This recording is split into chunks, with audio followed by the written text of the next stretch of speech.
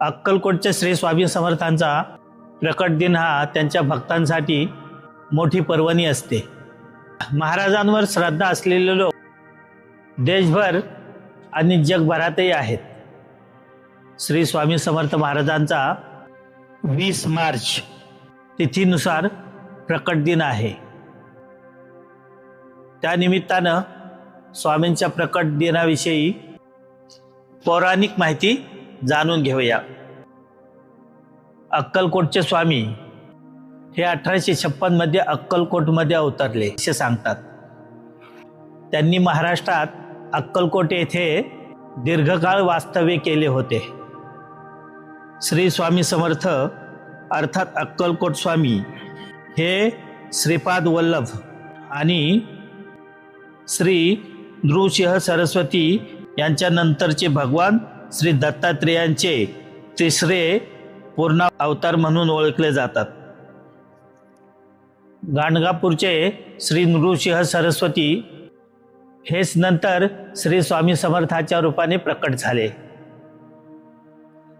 1459 मध्ये माघ वद्य 1 शके 1318 रोजी श्री नृसिंह सरस्वती स्वामी महाराज यांनी गाणगापुरास निर्गुण पादुका स्थापन केल्या।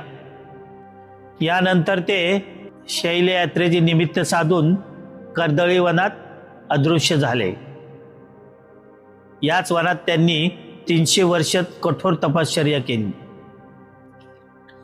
या काळात मुंग्यांनी त्यांच्यावर वारूळ रचले। एके दिवशी एक लाकूड तोड्या वनात आला। लाकडे तोडत असताना त्याच्या आतून कुऱ्हाड निसटली आणि वारुळावर पडली। यानंतर वारुळातून रक्ताची धार उडाली। त्या वारुळातून एक तेजस्वी व्यक्ती बाहेर आली। हेच अक्कलकोटचे स्वामी समर्थ महाराज। आपल्या हातून घडलेल्या घटनेमुळे तो लाकूड तोड्या खूप घाबरला होता। मात्र स्वामींनी त्या लाकूड तोड्याला अभय दिले आणि ते देशाटनासाठी निघाले। देश फिरून ते शेवटी मंगळवेढ्याच्या अक्कलकोटला दाखल झाले असे सांगतात।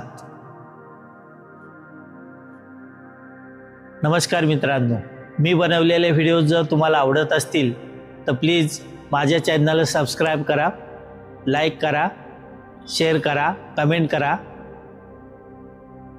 धन्यवाद।